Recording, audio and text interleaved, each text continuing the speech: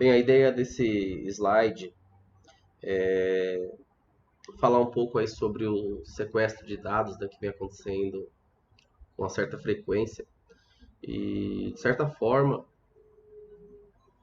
vem acontecendo bastante em call centers. Nosso último caso, todo mundo sabe, foi o caso da Atento. E qual que é a ideia desse vídeo? A ideia desse vídeo é apresentar para vocês como que funciona o ataque de um ransomware, né? É comum todo mundo teoricamente explicar como é, mas pouca gente já viu um ransomware funcionando de verdade, um ransomware atacando a máquina em tempo real. Então, o que eu fiz? Eu escrevi um pedaço do código do ransomware, aproveitando códigos que são disponibilizados na internet, fiz algumas modificações e subi um laboratório para a gente rodar esse ransomware e ele contaminar essa máquina. E aí, com essa informação, você entendendo como que é o passo a passo para a infecção desse malware, você, você vai ter um melhor direcionamento para saber como corrigir também, né? A ideia desse vídeo não é propagar como que faz, né? Como que coloca o vírus no mercado, tá? A ideia não é essa, tanto que a gente não vai disponibilizar fontes nem nada. O que nós queremos aqui é mostrar como que é o procedimento do sequestro dos dados. E aí, você que é analista de segurança, você que está aí na frente da organização, você vai ter mais embasamento para saber como se defender. É difícil você falar que vai defender, que está trabalhando na segurança de uma empresa, de um vírus, ou melhor, né, de um malware tão perigoso quanto o ransomware, se você não sabe como ele funciona, se você nunca nem viu ele infectando uma máquina. Então, a ideia é mostrar esse sequestro, né, para que a gente possa ter mais embasamento, mais informações para saber como lidar com ele. Muito bem, então vamos para o próximo slide aqui. O que é um sequestro de dados? O que define um sequestro de dados? Um sequestro de dados é um bloqueio temporário, né, ou não, dos dados e até mesmo do funcionamento do servidor mediante um suborno. É quando o hacker ele consegue ter acesso ao seu servidor e ele faz com que esse servidor pare de funcionar até que você concorde, né, com o suborno. E aí pode ser com criptomoeda, pode ser o que ele quiser. Esses dados, eles continuam na sua máquina, mas eles ficam encriptados com um algoritmo muito forte, que não dá para quebrar na tentativa e erro, na força bruta. Então, você só vai ter acesso a esses dados novamente se esse hacker ele te passar uma chave que permite fazer a desencriptação desses arquivos. Tá? Aqui eu falo também que o alvo ele costuma ser planejado e não aleatório, como a maioria das pessoas imaginam. Tá? Quando eu digo que o alvo ele costuma ser planejado, é no sentido de que grandes corporações, grandes empresas, não foi porque o cara clicou no arquivo, que pegou um vírus e saiu infectando a empresa inteira, porque isso seria infantil achar que existe algum arquivo, algum vírus que é capaz de sair detectando um monte de computadores, um monte de senhas, acessando todo mundo, infectando como se fosse um filme de ação, um filme de hacker. Não é assim que funciona. Na prática, um alvo planejado quando uma pessoa ou um grupo de pessoas eles têm interesse em uma determinada organização e às vezes pode até mesmo fazer parte da equipe de tecnologia ou ter feito parte da equipe de tecnologia no passado recente. E então é feito um planejamento, é verificado quais são as formas de acesso, quais são as portas, um usuário ou senha que foi criado e dado direitos administrativos que não havia necessidade e foi esquecido. Existem diversas formas, a gente vai abordar algumas delas, mas o mais comum, quando grandes corporações são atingidas, elas costumam vir através de um alvo planejado. Existe sim o próprio ransomware espalhado aí na rede, em vários arquivos, que quando você abre ele, ele infecta a sua máquina. Mas isso normalmente vai infectar uma máquina. Quando você sabe de um caso igual a Atento, onde todos os servidores foram infectados, seria difícil que o ransomware sozinho pudesse fazer tal coisa. Normalmente essa situação acontece quando o hacker ele tem acesso a um usuário e senha, por exemplo, do controlador de domínio da máquina, da rede, onde com esse único usuário ele consegue ter acesso a todos os servidores. Então, existe uma série de outros passos antes de apenas sair encriptando tudo. É preciso ser feito um mapeamento dos IPs da rede para saber quais são as máquinas que estão ativas, ter o usuário e senha desse controlador de domínio para que possa acessar cada um desses servidores, para que possa copiar esse arquivo para dentro do C2 pontos desses servidores, para que possa executar esses servidores, tá? Então existe uma série de ações que são planejadas e não acontece simplesmente porque um usuário estava no desktop dele trabalhando, deu um duplo clique no arquivo e ele saiu infectando toda a rede. Não é assim que funciona. Você pode sim pegar um ransomware, né, e ele encriptar todo o seu notebook, você pode, mas ele não é porque ele infectou sua máquina que ele vai estar infectando todas as outras máquinas. É uma forma bem simples de você chegar a essa mesma conclusão, você dentro da rede da sua empresa, você não tem acesso ao servidor. Então por que a sua máquina teria acesso? Porque o vírus da sua máquina teria acesso ao servidor? Não tem sentido, né? Então é um pouco mais planejado do que às vezes aparece na forma como é colocado na internet, tá? O que é um ransomware, né? Um ransomware, ele é um malware, né? A gente diz que um malware, ele contém, né, dentro do malware, algumas classes de códigos maliciosos, que são os vírus, os spyware, os adware, ransomware, e ainda tem mais um monte de classes aí dentro, tá? Então, o que caracteriza um ransomware? Um ransomware ele é caracterizado por um aplicativo que tem a capacidade de encriptar os dados daquele servidor e deixá-lo subutilizado, até que alguém vá lá e desencripte eles através de uma chave, um par de chaves, né? Ou uma contra-chave, se você quiser chamar assim, e assim você teria acesso ao seu arquivo de volta. A gente vai entender como é que funciona aqui o fluxo comportamental desse ransomware. Então, basicamente, o ransomware ele funciona como? Você tem que ter o acesso à rede, não tem como você não passar por esse passo. Então, é exatamente procedural, de cima para baixo, do jeito que você enxerga. Primeiro, o hacker ele tem acesso a essa rede. Sequencialmente, existe a execução do código malicioso no servidor do cliente. Então, o servidor do cliente, a vítima, vai ser executado esse ransomware. Nesse momento, ele vai abrir uma comunicação do cliente, da vítima, para com o servidor Trojan.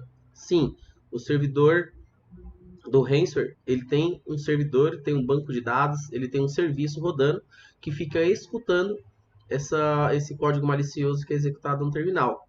E essa comunicação, normalmente, ele é feito pela porta 80, HTTP, porque é uma porta comum de estar aberta dentro de qualquer servidor. Então, quando essa porta está aberta no servidor, ele abre essa comunicação e conecta-se com esse serviço que está no servidor em algum lugar do mundo. Quando essa comunicação ela é aberta, então o serviço aqui do ransomware retorna um OK para a aplicação no cliente para que ele comece a encriptação. E aí ele começa a encriptar todos os arquivos do sistema operacional e outras unidades que existir dentro da máquina. Essa encriptação ela não começa se não houver essa comunicação. Por quê? Porque essa encriptação só faz sentido para o invasor se ele tem acesso depois ao par de chaves para devolver para o cliente. Não tem nenhum sentido ele encriptar os dados, ele não poder desencriptar depois. Então ele precisa que haja essa comunicação aqui, e geralmente é feito na porta 80. Então essa encriptação dos dados, ela acontece, é criado normalmente aí um arquivo na área de trabalho, que uma página web, contendo os dados do hacker. E aí com posse desses dados, você pode enviar um e-mail para ele com a chave, né, de encriptação e negociar o suborno que ele quer, que ele espera que aconteça devido àquela encriptação. E aí, o hacker, ele vai pegar essa chave que você enviou e vai verificar no banco de dados que é gerado dentro do servidor de aplicação do ransomware e vai verificar qual que é a contra-chave. Então, ele pega essa contra-chave e te devolve. Junto com a chave, vai um arquivo chamado unlocker.exe, né? No caso, se for o Windows, onde você vai rodar essa aplicação e vai colocar esse par de chaves. E aí ele vai fazer o processo reverso. Então, no primeiro passo, ele encriptou. No passo reverso, ele vai desencriptar esses seus arquivos por causa dessa chave que foi utilizada. Então, basicamente, esse é o fluxo comportamental do ransomware. O que nós vamos fazer aqui? Nós vamos, na prática, ver um hacker invadindo um servidor e fazendo todos os procedimentos que acontecem no dia a dia. Igualmente aconteceu na Atento, igualmente acontece em uma série de outros call centers pelo país. Eu quero lembrar que a ideia desse vídeo não é ensinar como aplicar o ransomware por aí. Pelo contrário, Deus me livre. O que eu quero nesse vídeo é que os analistas de segurança eles tenham uma visão melhor de como funciona esse malware, tá? Para que ele possa se proteger. Eu imagino que não existe forma melhor de você poder proteger a sua empresa sabendo como que funciona o ransomware. Porque se eu não sei nem como ele funciona, como eu posso me proteger? O que eu devo bloquear? Eu bloqueio uma porta, eu coloco um antivírus, o que eu devo fazer? Então, assim, se eu não sei como é que funciona um ransomware, vai muito difícil eu vou conseguir me defender dele também. Então, a minha ideia com esse vídeo é demonstrar como é o funcionamento, né, da rotina de um ransomware. Claramente, ele pode acontecer de várias formas diferentes, mas na maior parte das vezes vai ser um procedimento muito parecido com esse aqui, apenas tendo algumas variações. Varia na forma como o hacker ele acessa o servidor, varia na forma como ele pega na forma como ele quer recuperar o dinheiro que ele está pedindo pela chave, enfim. Mas o procedimento ele é muito comum na maior parte dos casos. Tá? Nós não iremos disponibilizar o código-fonte malicioso do ransomware. Tá? Basicamente aqui é para que você entenda como funciona o procedimento como um todo. Então o que nós vamos ter aqui? Nós vamos ter um cliente. Esse cliente vai ser um servidor com SQL Server, possui alguns arquivos, fotos, documentos, planilhas. Ele vai ter uns bancos de dados, umas rotinas de backup. E o que nós queremos é invadir esse sistema, encriptar todos esses dados e cobrar um valor do cliente para que ele nos pague via criptomoeda, ou seja, através de Bitcoin. Então eu preciso de um servidor aqui. Nesse caso eu estou usando o Windows, porque é o mais comum hoje em dia nos call centers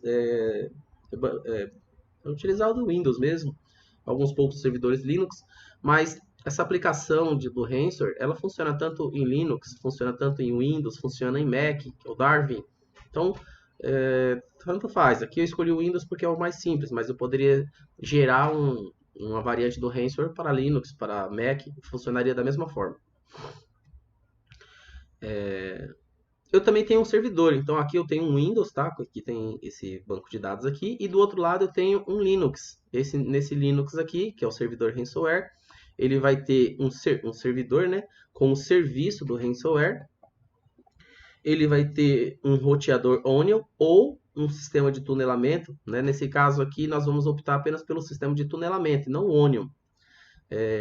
Para vocês entenderem o que é o Onion, Uma vez que esse serviço ele estiver rodando dentro do cliente, da vítima, ele vai fazer uma requisição para fora, ou seja, ele vai tentar acessar o servidor do ransomware.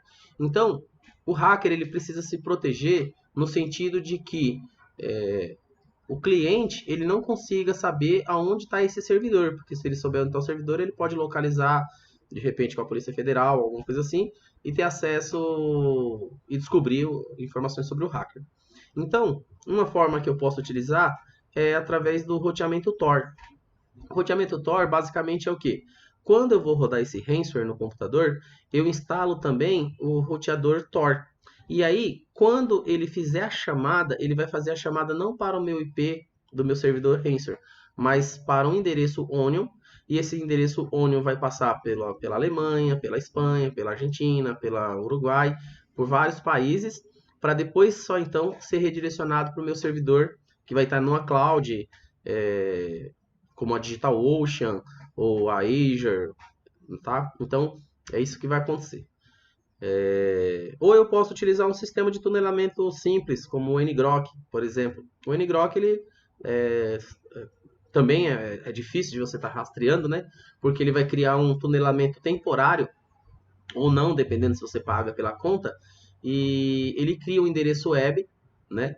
Que qualquer pessoa que acessar aquele endereço web, ele vai ser redirecionado para essa máquina. É como se fosse um DNS, só que feito de forma tunelada, tá?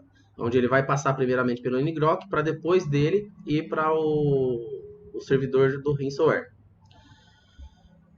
Uma conta de criptomoeda, então, isso aqui é muito simples, basta você acessar o bitcoin.org, fazer um cadastro, escolher um provedor e você vai ter a sua conta funcionando.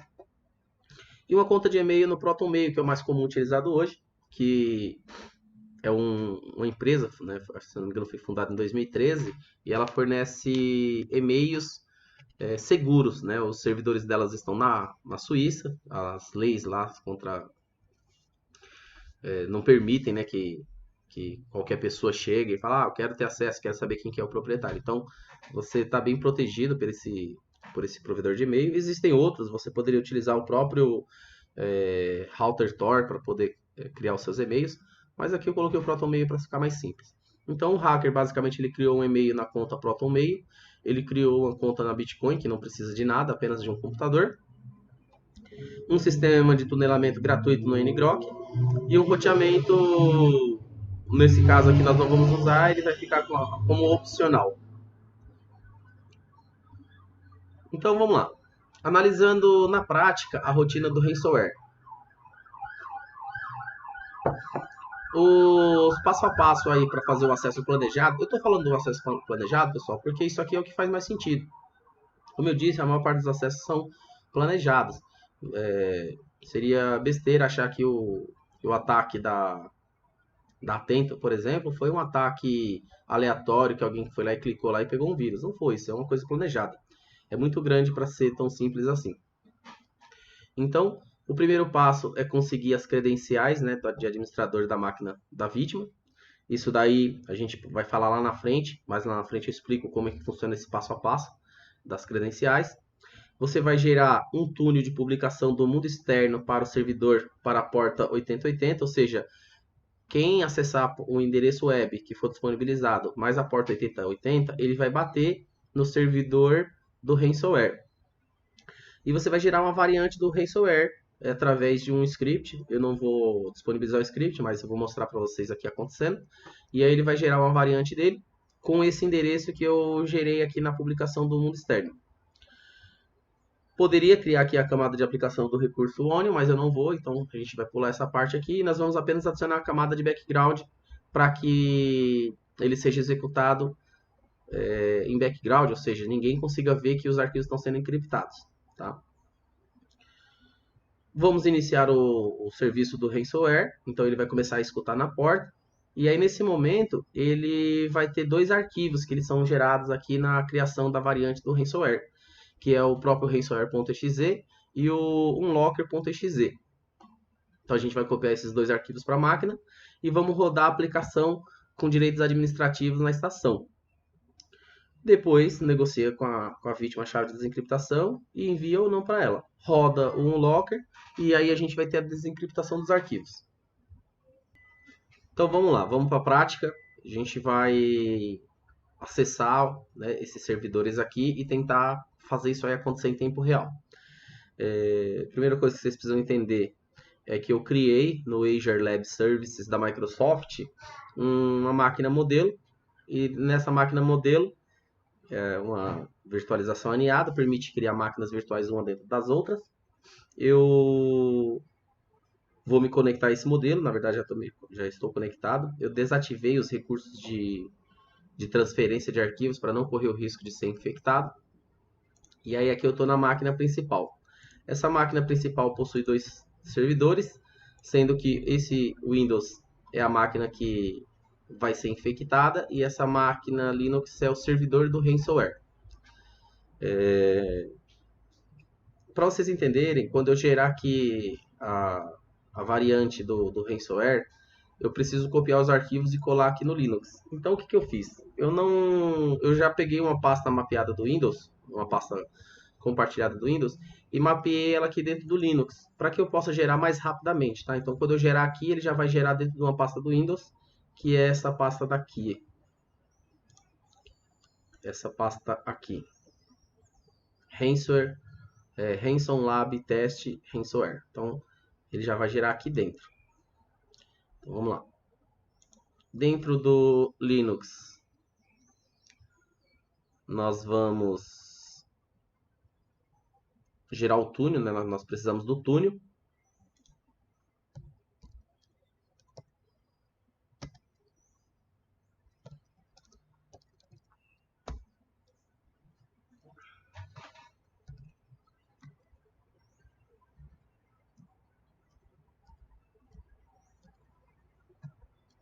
HTTP, né?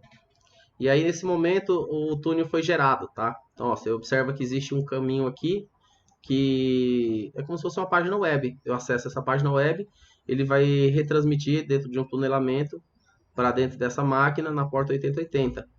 É interessante que você não precisa fazer um NAT no servidor, no seu firewall, se você tiver um firewall, né? Você faz isso, ele já cria um tunelamento direto,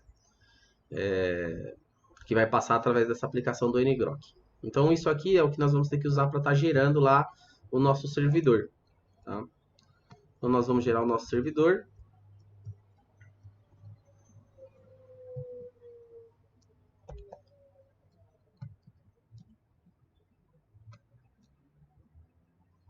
Vou alterar aqui o caminho.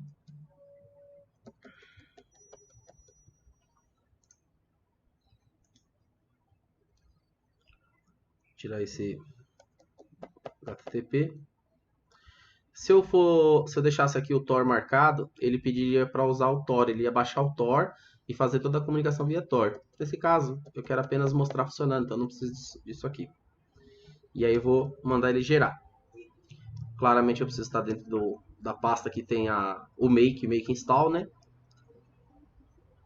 Que ela foi criada dentro da pasta mnt.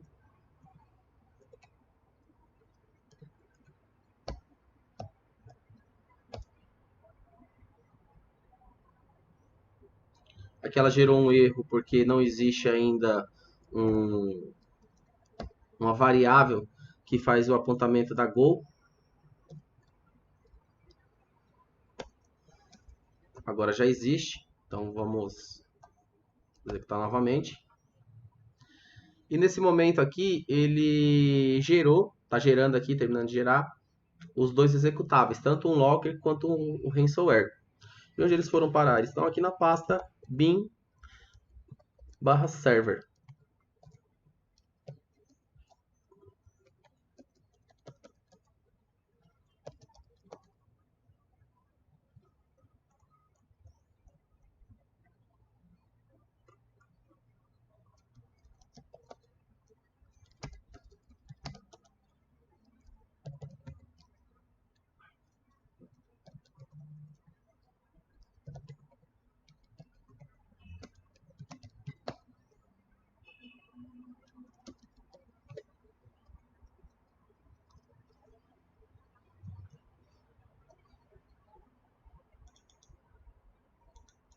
Então, foi gerado.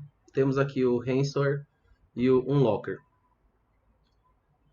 Gerado às 10h45, né? 30 segundos atrás. Então, basicamente, esse cara aqui está pronto, mas o servidor ainda não está rodando. Então, eu vou ter que startar ele aqui.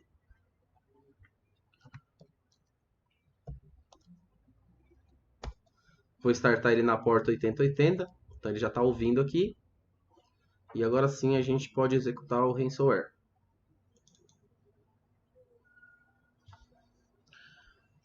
Eu não coloquei o parâmetro de background run. Se eu colocasse esse parâmetro, eu iria dar um duplo clique e vocês não iam ver essa tela. Vocês não iam ver, mas os arquivos já estariam sendo encriptados. E aí o cliente estaria usando o computador normal. Veja que o processamento não sobe, não acontece nada. Fica bem normal a máquina. Então é difícil de pegar. Você veja que ele já encriptou, ele já terminou de encriptar o servidor todo. E ó, não teve uma alteração que seja capaz. Eu vou detectar esse vírus através de uma oscilação na CPU. A oscilação é muito pouco, seria difícil de você pegar dessa forma, tá? Então aqui todos os arquivos já foram encriptados, tá? Eu vou apertar o Enter para sair. Se você der uma olhada aqui no C2 pontos, por exemplo, dentro do SQL Server, vamos entrar na pasta backup. Ó, aqui eram os backups do SQL Server. Então eles estão encriptados, você não tem mais o que fazer com esses arquivos, eles já eram. Na área de trabalho nós tínhamos também alguns arquivos, que vocês deviam estar lembrando, não? Já perdeu, então já era esses arquivos. Então não sobrou nada. Vamos abrir aqui os C2 pontos aqui e ver mais algumas coisas aqui.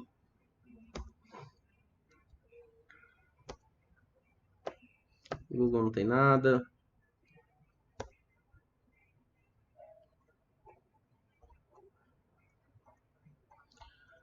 Você tem uma lista que fica na área de trabalho de todos os arquivos que foram encriptados, ó. Então aqui ele vai te mostrar, ó, todos esses arquivos foram encriptados. Então eu entrei na pasta, falei para vocês que tinha uma pasta de backup, a pasta de backup, discador call center, ERP, CRM, BI, o SQL Server foi encriptado. Então foi tudo encriptado aqui, não sobrou nada. E aí aqui não tem mais o que fazer, não tem mais como abrir esses arquivos e você perdeu acesso à sua máquina. Se você abrir aqui esse read, ele vai ter aqui, ó, seus arquivos foram encriptados usando uma criptografia forte. E aí ele fala que você tem um par de chaves, tá vendo? Então você tem um par de chaves e que você deve enviar uma quantidade de bitcoins aqui para a seguinte carteira. E aí você coloca o código da carteira e você diz para entrar em contato aqui com o sequestrador. Aqui como é só um exemplo, não estou cobrando nada. Coloquei até o nome da empresa aqui, Sofia Telecom. Então ele vai deixar, né, esse arquivo aqui na área de trabalho. Uma coisa interessante é que se o cliente ele apagar esse arquivo, ele não sabe mais qual é a chave dele. Se ele não souber qual é a chave dele, ele não consegue falar com o hacker para que ele possa localizar a contra-chave. Tá? Então ele precisa ter esse arquivo aqui para poder conseguir achar lá. Então é assim que a gente encripta, é assim que o cara faz para poder estar encriptando o servidor. E agora, como que ele faz para estar conseguindo os dados de volta? Aqui, se fosse um caso real, não fosse só estudo, teria aqui um e-mail mesmo, José, @protonmail, né, como a gente falou. Aqui teria a conta do Bitcoin, né, e você enviando isso aqui para o hacker iria dar uma olhada no servidor dele. Esse ransomware, ele foi criado para armazenar dentro de um banco de dados, um mini banco de dados, o par de chaves de todos os clientes que ele foi infectando. Então, por exemplo, aquela chave que vocês viram, ó, B8D9, B8D9C6. Ela tá aqui, ó, B8D9C6, tá vendo? Então, ele sabe que a contra-chave é essa daqui. Então, se ele quiser desencriptar, ele vai precisar dessa contra-chave. E aí, ele abrindo lá aquele unlocker,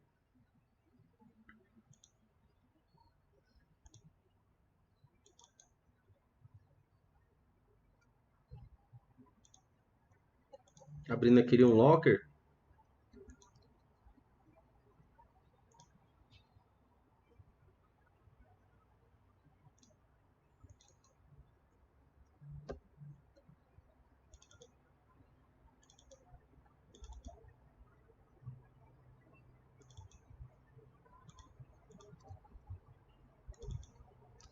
Ele pede para colocar essa chave. Então a gente cola a chave que o hacker vai devolver para a gente, dá Enter, coloca lá o Y que sim, porque ele está falando aqui que se você ficar tentando com chaves erradas, você vai corromper os seus arquivos originais. Então não adianta você ficar tentando aqui aleatório. Aí você coloca um Y aqui para sim, e ele vai começar a desencriptar novamente os seus arquivos. Ó.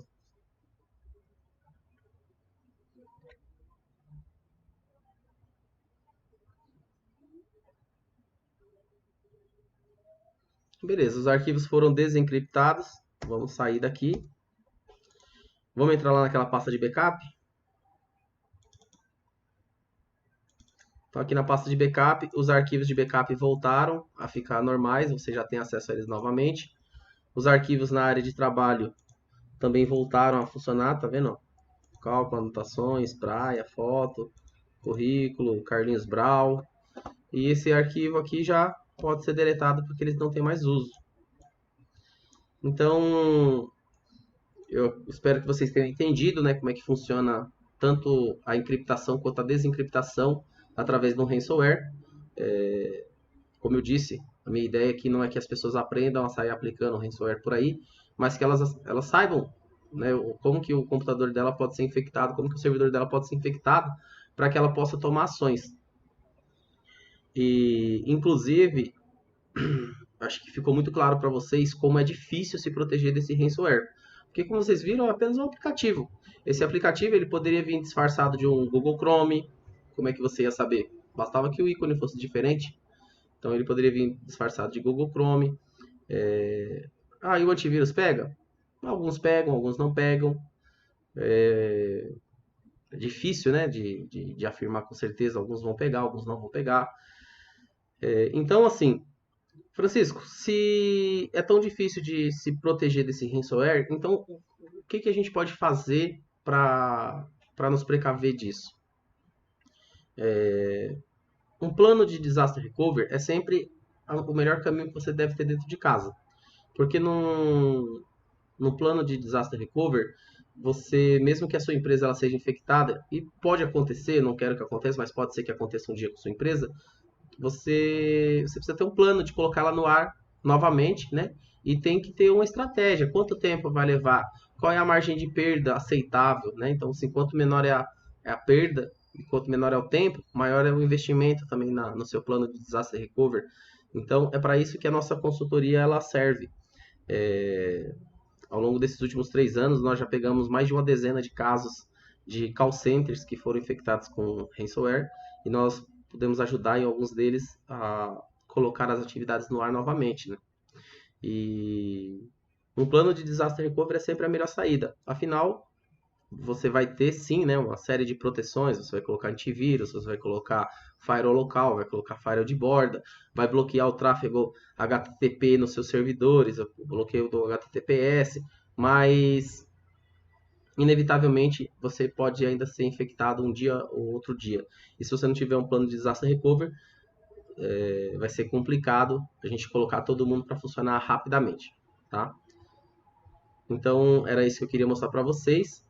A gente vai continuar aqui no próximo vídeo falando um pouco mais sobre como que o hacker ele consegue o acesso, né, aos servidores.